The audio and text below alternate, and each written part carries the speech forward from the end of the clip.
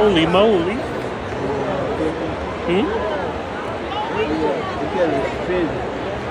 What? Spin it? Yeah. Flau'jae is crazy. Flau'jae, brother. I'm recording.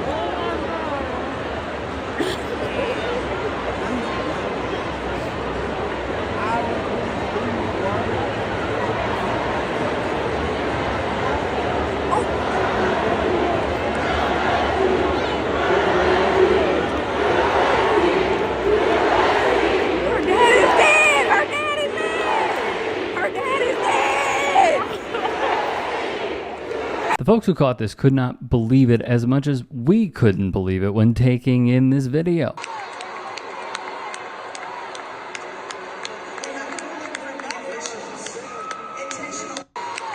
So what does this pertain to? Long and short, with time winding down and LSU losing to South Carolina in the SEC championship game, Malaysia Flau'jae stripped the ball and was fouled after Johnson shoved Ashlyn Watkins, who got in her face. Camila Cardoso, a 6'7 senior, shoved Johnson back and she hit the deck. Benches cleared, but the most shocking moment came on the right-hand side of your screen. When Johnson's brother, Trayvon Milton, rushed the court, a police officer then detained Milton on the floor. Did you see the two differences in the stories and the coaches?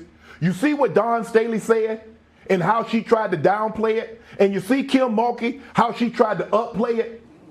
I understand this is an SEC championship game. There's a lot riding on it. LSU, if I'm not mistaken, hadn't beaten South Carolina in a very, very long time. And now we're in the SEC championship. And you know, when you take things, you mean it figuratively, not literally. Oh, we're going to fight. We're going to fight them tooth and nail. We're going to scratch and claw. We're going to do everything we can. You give nothing, you allow them to take nothing. But Kim Mulkey, instead of saying, you know what, sometimes when emotion is high, logic is low. And that was not what women's college basketball is about. And we've got to start doing a better job of holding Kim Mulkey accountable and responsible for some of her comments. We let that stuff slide because she's a national champion. I refuse to do that. I believe she was wrong in this instance. And Dawn Staley showed the utmost class and respect, not only for the game itself, but for her team and for the opposing team. I wish Kim Mulkey had showed that level of respect. Per ESPN, Milton, who's 24 years of age, jumped over the scorer's table to reach the court.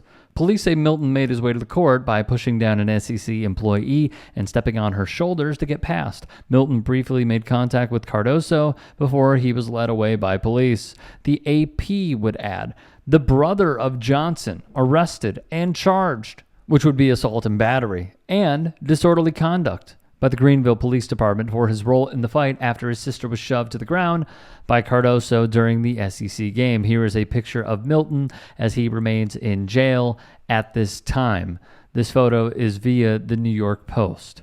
Dawn Staley would say, I just want to apologize to the basketball community. When you're playing in championship games like this in our league, things get heated. No bad intentions. Their emotions got so far ahead of them that sometimes these things happen. So I want to apologize for us playing a part in that. That's not who we are. That's not what we're about. But I'm happy for the players that were able to finish the game to get us another championship. From USA Today. In all, Cardoso ran to the scene, pushed Johnson to the ground in retaliation. A larger scuffle ensued and multiple players from both sides were ejected as the teams finished the title game with depleted benches. Cardoso will miss the first round of the NCAA tournament for her part in the fight. After the game, Staley apologized for her team's part in it, and LSU coach Kim Mulkey called the incident ugly, and then had this odd wish that Cardoso should have pushed Angel Reese instead of the smaller Johnson to see essentially what would have happened.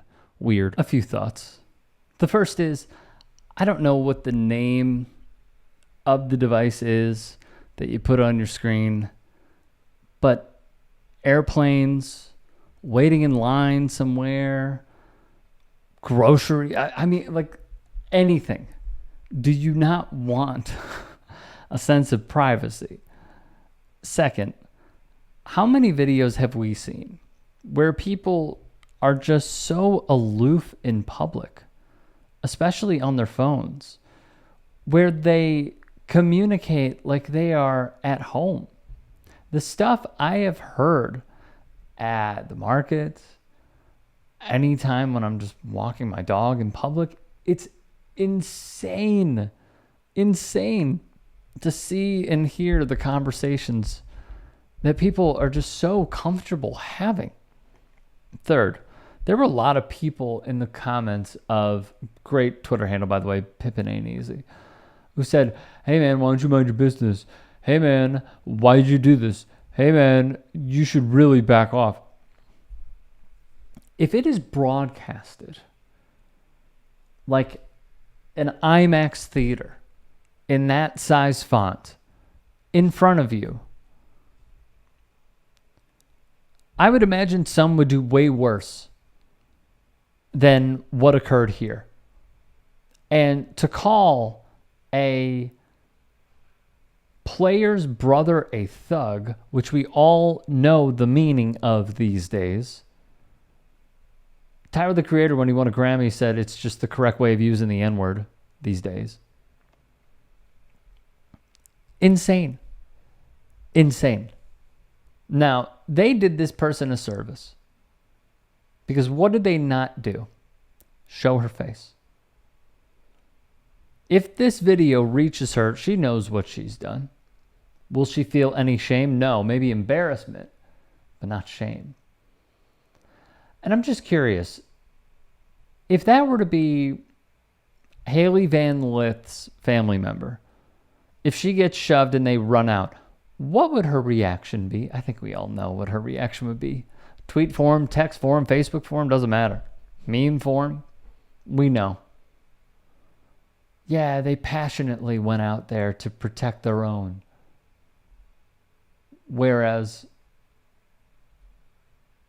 saying something like this, especially when clearly she's wearing red, she's a fan of South Carolina, a majority of their team is black. This word needs to be eradicated because there is no good use of it, period, for anybody. I wonder, though, what she would call the mob on J6. Would she call them thugs or would she call them patriots who stuck up for democracy and the right thing even though they're trying to kill it? Boy, I do wonder. If there are any stories we missed, if there are any that you would like to submit, get at me and follow me on Twitter, Instagram, TikTok. DMs are open. And please, if you can, we're doing a membership drive. Support the network. All of our content is free. Go to tyd.com/join.